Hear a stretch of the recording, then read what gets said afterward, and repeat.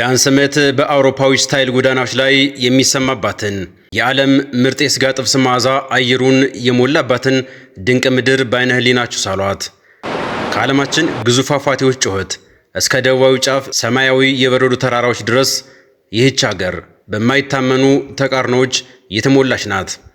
በኢንደስ ተራራ ስር ወይን የተጎነጩ አሊያም ያለ መጨረሻ ተብሎ በሚጠራው ቴራ ዴል ፊየጎ ቆመው እያንዳንዱ እርምጃ የጥበብን የጽናትንና አስደናቂ የተፈጥሮ ውበትን ታሪክ ይነግረናል። በደቡብ አሜሪካ እምብርት ላይ ሆና የአውሮፓን ነፍስ የሰነቀች አንዲት ድንቅ ምድር አለች። የኮብልስቶን መንገዶቿ የፍቅርንና የታሪክን ታሪክ ያወራሉ። የጎዳና ላይ ሙዚቃዎቿ ደግሞ የነፃነትን ትርጉም ይዘምራሉ። በፓሪስ ውበትና በላቲን አሜሪካውን የተገነባችው ይህች ምድር እያንዳንዱ ማዕዘን ለፎቶግራፍ አንሺዎች ገነት፣ ለተጓዦች ደግሞ የህልም መዳረሻ ናት። ዛሬ በዓለም ላይ ካሉ እጅግ ማራኪ ምድር አንዷንና በውስጧ የደበቀቻቸውን ሚስጥሮች ፍለጋ አብረን እንጓዛለን። ይህች ምድር በበረዶ ተራራዎቿና በፏፏቴዎቿ ብቻ የምትታወቅ አይደለችም። ይልቁንም የዓለምን እግር ኳስ የገዙት እንደነ ዲዬጎ አርማንዶ ማራዶናና ሊዮኔል አንድሬስ መሲ የተወለዱባት፣ የእግር ኳስ ጥበብ እንደ ሃይማኖት የሚታይባት የጀግኖች ሀገር ናት። በየመንገዶቹ ስታልፍ በራስ መተማመንና ውበት የተላበሱ ማራኪ የአርጀንቲና ሴቶች ፈገግታ የከተማዋን ድምቀት ልዩ ያደርገዋል። ከስታዲየሞች ከሚወጣው የደጋፊዎች ጩኸት እስከ ታንጎ ዳንስ ምት፣ ከታሪካዊ እግር ኳስ ሜዳዎች እስከ ዓለም አቀፍ የውበት ንግሥቶች ይህች ሀገር የፍላጎት ወይ ደግሞ የፓሽን መፍለቂያ ናት። ዛሬ የአስማተኛውን የሊዮኔል አንድሬስ መሲና የዲዬጎ አርማንዶ ማራዶናን መንደር፣ የታላላቅ ኳስ ተጫዋቾችን ታሪክና የአርጀንቲናን ልዩ ውበት በአንድ ላይ ልናሳያቸው ተዘጋጅተናል። ጉዞ ወደ ድልና ውበት ምድር አርጀንቲና። አብራችሁን ስትጓዙ ዘንድ በአክብሮት ጋብዘናቸዋል።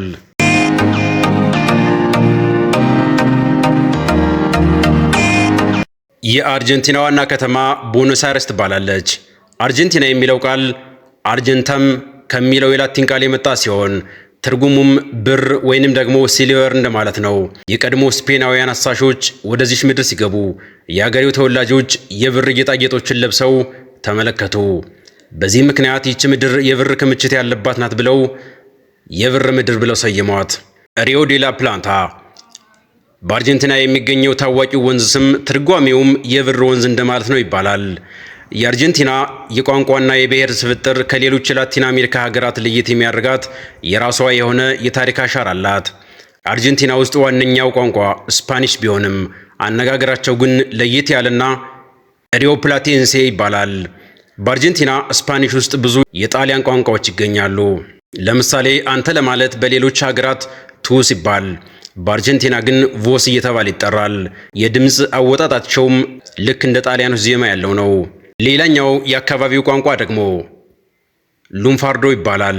ሉምፋርዶ በቦኖስ አይረስ ጎዳናዎች የተፈጠረ የቃላት ዘይቤ ሲሆን በታንጎ ሙዚቃ ውስጥ በሰፊው ጥቅም ላይ ይውላል። ሌሎች ቋንቋዎችም አሉ። እንግሊዘኛ፣ ጣሊያንኛ፣ ጀርመንኛና ጥቂት የአገሬው ተወላጅ ቋንቋዎች እንደነ ኩቾዋና ጓራኒ ያሉ በትንሹም ይነገራሉ። አርጀንቲና ብዙ ጊዜ የስደተኞች ሀገርም ተብላ ትጠራለች። የህዝቡ ስብጥር በአብዛኛው ከአውሮፓ የመጣ ነው። አብዛኛው ህዝብ የጣሊያንና ስፔን ዝርያም አለው። በ19ኛውና በ20ኛው ክፍለ ዘመን በሚሊዮን የሚቆጠሩ አውሮፓውያን ወደ አርጀንቲና በመፍለሳቸው ሀገሪቱ የነጭ አሜሪካውያን መልክ እንዲኖራት አድርጓታል። ለዚህም ነው ቦኖስ አይረስ አውሮፓን የምትመስለው። የአውሮፓውያንና የሀገሬው ተወላጆች ቅልቅል የሆኑ ህዝቦች በብዛት በሰሜናዊው የሀገሪቱ ክፍል ይገኛሉ። እንደ ማፑቼ ያሉ ጥንታዊ ጎሳዎች ቁጥራቸው አነስተኛ ቢሆንም ዛሬም የራሳቸውን ባህል ጠብቀው ይኖራሉ። የአርጀንቲና አመሰራረት ታሪኳን ስንቃይ ደግሞ ታሪኳ በሶስት ዋና ዋና ደረጃዎች ሊከፈልም ይችላል። የመጀመሪያው ከቅኝ ግዛት በፊት የነበራት ታሪክ ነው። መጀመሪያ ላይ ምድሪቱ የተለያዩ የአገሬው ተወላጅ መኖሪያም ነበረች። በስተሰሜን በኩል ደግሞ የኢንካ ስልጣኔ ተጽዕኖ የነበረ ሲሆን በደቡብ በኩል ደግሞ ዘላን ጎሳዎች ይኖሩ እንደነበርም ታሪክ ያሳያል። ከዛም ደግሞ ሁለተኛው ታሪኳ የሚጀምረው ስፔን በቅኝ ግዛት ከያዘቻት ጀምሮ ያለውን ዕለት ይሸፍናል። 16ኛው ክፍለ ዘመን እንደማለት ነው። በ1516 ስፔናውያን ለመጀመሪያ ጊዜ አርጀንቲና ደረሱ። በ1536 ቦኖስ አይረስ እንደተመሰረተችም ይነገራል። ለረጅም ጊዜ አርጀንቲና በፔሩ ስር ሆና በስፔን ትተዳደር ነበር። በኋላ ግን በ1776 የራሷ የሆነ የሪዮ ዴ ላ ፕላታ አስተዳደር ተመሰረተላት። ከዛ በኋላ ደግሞ የነጻነትና የሪፐብሊክ ምስረታ 19ኛው ክፍለ ዘመን እንደማለት ነው። ግንቦት 1810 ሜይ ሪቮሉሽን አርጀንቲናውያን በስፔን ላይ የመጀመሪያውን አመጽ ያደረጉበት ጊዜም ነበር። ሐምሌ 9 1816 አርጀንቲና በይፋ ከስፔን ነጻ መውጣቷን አወጀች። የሀገሪቱ መስራች ወይም ደግሞ ናሽናል ሄሮ ሆሳ ደ ሳን ማርቲን የተባለው ታላቅ ጄኔራል አርጀንቲናንና ሌሎች የደቡብ አሜሪካ ሀገራትን ከቀኝ አገዛዝ ነጻ በማውጣቱ እንደ ሀገር መስራችና አይረሴ ጀግናቸውም ነው። ከዚህ መስዋዕት በኋላ ግን ዘመናዊቷ አርጀንቲና ብቅ አለች። ነገር ግን እንደገና በሀገር ውስጥ የእርስ በርስ ጦርነት መታመስ እጣ ፋንታዋም ሆኖ ነበር። ይሁን እንጂ በ19ኛው ክፍለ ዘመን መጨረሻ ላይ ከፍተኛ የኢኮኖሚ እድገት አስመዘገበች። በዚህ ወቅት በሚሊዮን የሚቆጠሩ ጣሊያናውያን እንዲሁም ደግሞ ስፔናውያን ወደ ሀገሪቱ በመፍለሳቸው አርጀንቲና አሁን የምታየውን ላቲን አውሮፓዊ መልክና ባህል እንድትይዝ አድርጓታል ይባላል። አሁን ላይ አርጀንቲና ከ46 ሚሊዮን በላይ ሕዝብ እንዳላትም ይነገራል። ከዚህ ከጠቅላላ የአርጀንቲና ሕዝብ ውስጥ ወደ 96.5% የሚጠጋው በከተሞች እንደሚኖርም ይነገራል። በተለይም በዋና ከተማዋ ቦነስ አይረስ እንዲሁም ደግሞ በዙሪያዋ ከፍተኛ የሕዝብ ክምችትም ይገኛል። የሀገሪቱ የሕዝብ እድገት መጠን በዓመት በግምት 0.33% ሲሆን በዚህም ዝቅተኛ ከሚባሉ ተርታ ይመደባል። አርጀንቲና በሕዝብ ብዛት በዓለም 35ኛ ደረጃ ላይም ትገኛለች።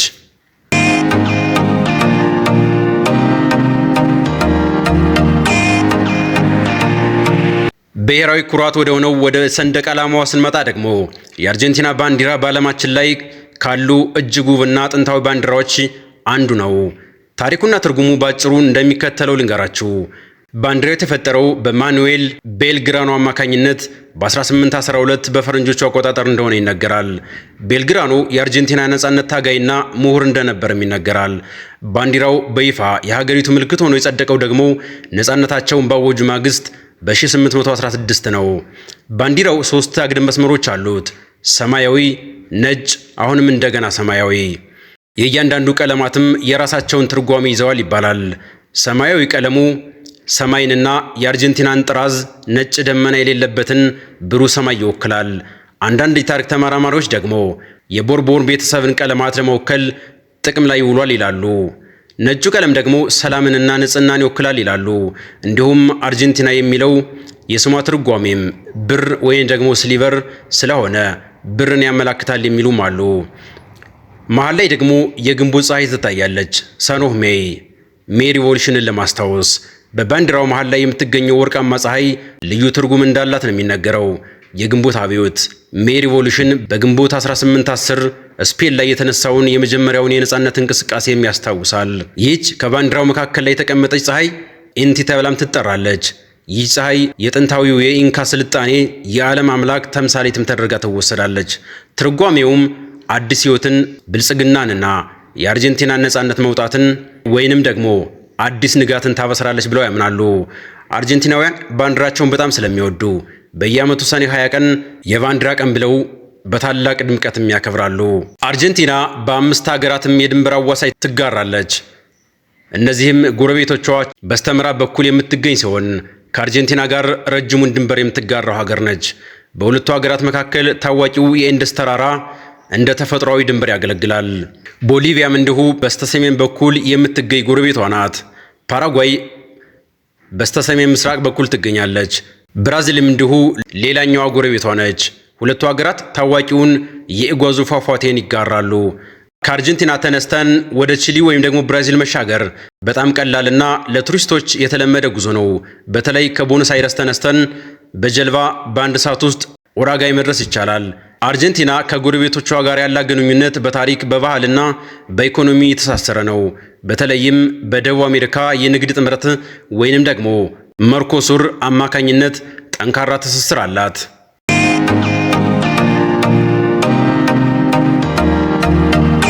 የውጭና ገቢ ንግዷን ስንመለከት ደግሞ ብራዚል የቁልፍ የንግድ አጋሯ ነች። ብራዚል ለአርጀንቲና ትልቁና ወሳኙ የንግድ አጋር እንደሆነች ነው የሚነገረው። አርጀንቲና በብዛት መኪናዎችን፣ የእርሻ ምርቶችን እንዲሁም ደግሞ ስንዴን ወደ ብራዚል ትልካለች። በምላሹም የኤሌክትሮኒክስና የኢንዱስትሪ ዕቃዎችን ታስገባለች። ምንም እንኳን በእግር ኳስ ከፍተኛ ተቀናቃይ ቢሆኑም በፖለቲካው ረገድ ግን በደቡብ አሜሪካ ሰላምና መረጋጋት እንዲኖራት በጋራ ይሰራሉ። ቺሊም እንዲሁ የንግድ አጋሯ ነች። በተለይም ደግሞ የሎጂስቲክስ አጋር። ከቺሊ ጋር ያላት ግንኙነት በዋናነት በድንበር ንግድና በኤነርጂ ያተኮረ ነው። አርጀንቲና የተፈጥሮ ጋዝና የምግብ ምርቶችን ወደ ቺሊ ስትልክ፣ ቺሊ ደግሞ ለአርጀንቲና ወደ ፓሲፊክ ውቅያኖስ ወይም ደግሞ ወደ እስያ ገበያ መውጫ በር ትሆናለች። በኢንደስ ተራሮች ላይ ብዙ የንግድ መተላለፊያ መንገዶችም አሏት።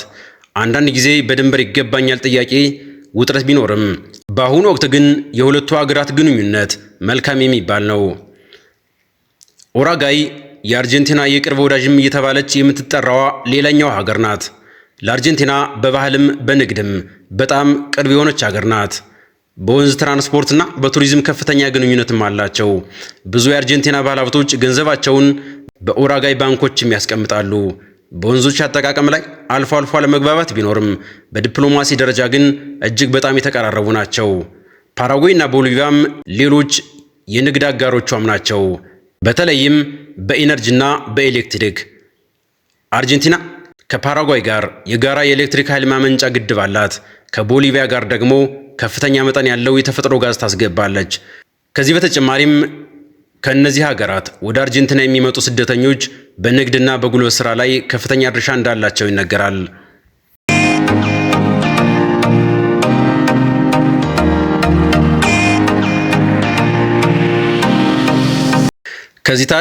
ከዚህ ታሪኳ ስንሻገር ደግሞ ሀገሪቱ በኑሮ ውድነት እየተፈተነች ብትገኝም አርጀንቲናን እየታደገ የሚገኝ የሀገሪቱ ጭስ አልባው ኢንዱስትሪ ግን ለአርጀንቲና ወጣቶች እፎይታ የሰጠ ሆኗል። ቱሪዝም። አርጀንቲና ለቱሪስቶች እጅግ ሰፊና የተለያየ አማራጭም ያላት ሀገር ነች። ከበረዷማ ተራራዎች እስከ ሞቃታማ ፏፏቴዎች፣ ከዘመናዊ ከተሞች እስከ ገጠራማ የወይን እርሻዎች ድረስ ያሏትን ዋና ዋና መዳረሻዎቿን ልንገራችሁ። አንደኛውና ዋነኛው መዳረሻ ቦኖስ አይረስ ናት። የደቡብ አሜሪካዋ ፓሪስ ተብላ የምትቆላመጠዋ የታንጎ ዳንስ መፍለቂያዋ ግሩም ከተማ የሀገሪቱ ዋና ከተማ ሆና ታገለግላለች። ለማንኛውም ቱሪስት የመጀመሪያ መዳረሻ ናት። ቦኖስ አይረስ በአውሮፓዊ የሥነ ሕንፃ ጥበብና በደቡብ አሜሪካዊ ባህል የተዋበች እጅግ አስደናቂ ታሪካዊ ቅርሶች ያሏትም ከተማ ናት። ከተማዋ ያሏት ዋና ዋና ቅርሶች እንዲሁም ደግሞ የታሪክ መስህቦችንም ልንገራችሁ። ፕላዛ ደማዮ የአርጀንቲና የፖለቲካ ሕይወት እምብርትና እጅግ ጥንታዊው የከተማ አደባባይ ነው። በፈረንጆቹ 1810 የተካሄደውና ለሀገሪቱ ነጻነት መሰረት የሆነውን የሜይ አብዮት ወይም ደግሞ ሜይ ሪቮሉሽን ያስታውሳል። ሌላኛው ደግሞ በአደባባይ ዙሪያ የፕሬዝዳንቱ ቢሮ የሆነው ካሳ ሮሳዳ እንዲሁም የቅኝ ግዛት ዘመን አስተዳደር የነበረው ካቢልዶ ይገኛሉ።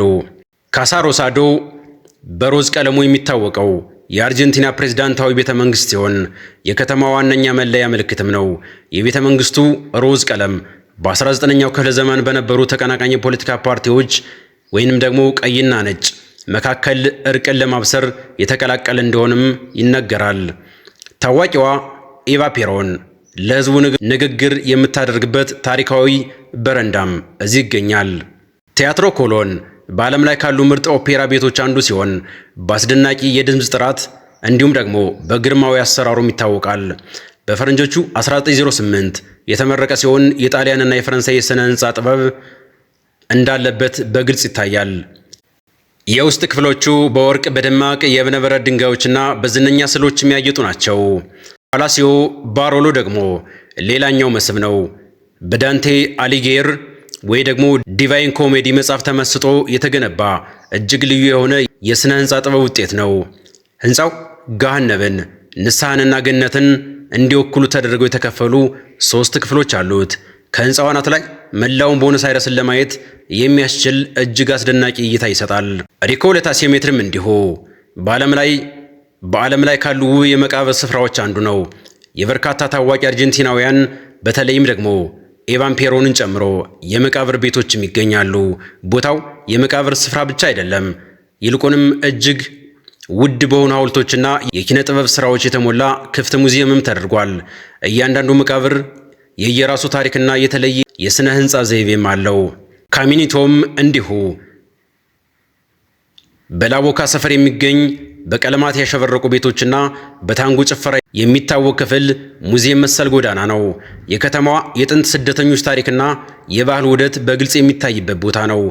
ጎዳናው ሁልጊዜም በቀጥታ የታንጎ ትርኢቶችና የሥነ ጥበብ ሥራዎች የተሞላ ነው። ከዚህች አስገራሚ ከተማ ስንወጣ ደግሞ የምናገኘው መዳረሻ ኢጓዙ ፏፏቴ ነው።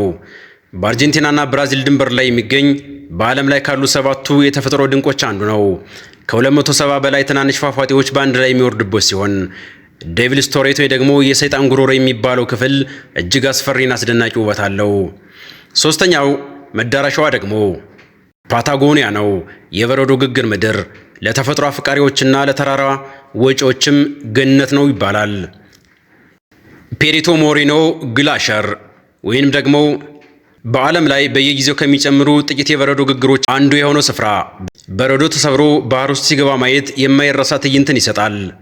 አሽዋያም እንዲሁ ሌላኛው የቱሪስት መዳረሻ ነው። የዓለም መጨረሻ ተብሎም ይጠራል። ወደ አንታርክቲካ የሚጓዙ ቱሪስቶችም እንደ መነሻ ወደብ ተደርጎ ይቆጠራል። ሜንዶዛም ሌላኛው የአርጀንቲና የቱሪስት መስህብ ነው። ይህ ስፍራ የወይንና የተራራ ምድር እየተባለ ይጠራል። በዓለም ታዋቂ የሆነው የማልቤክ ወይን መገኛም ነው።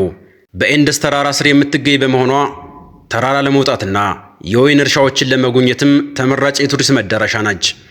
ሳልታና ጁጁይም እንዲሁ ሌላኛው መዳረሻ በሰሜን አርጀንቲና የሚገኝ ሲሆን ባለብዙ ቀለም ተራራዎች ወይንም ደግሞ ሰቨን ከለር ሂል እንዲሁም የጨው ሜዳዎች የሚገኙባቸው ልዩ ልዩ ስፍራዎችም ናቸው።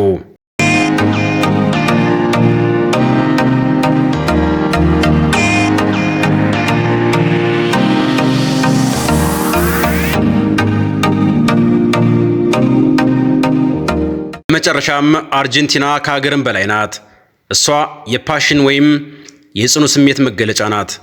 ከአውሮፓዊ ስነ ህንፃ እስከ ደቡብ አሜሪካ ወገብ ድረስ አርጀንቲና ሁለገብ ተሞክሮ የምታድል ድንቅ ምድር ናት። የከተማዋ ግርማ ሞገስ እንዲሁም ደግሞ የተፈጥሯ ድምቀት ለጉዞ አፍቃሪዎች ልዩ ግብዣ ናት።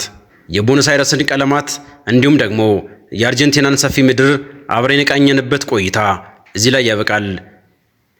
ይህች የሊቲየም የታንጎና የግርማዊ ስነ ህንፃ ሀገር በእርግጥም ማራኪ ናት። እናንተስ ከአርጀንቲና ቅርሶች መካከል በግንባር ቀደምትነት መጎብኘት የምትፈልጉት የትኛውን ነው? አስተያየታችሁን በኮሜንት አጋሩኝ።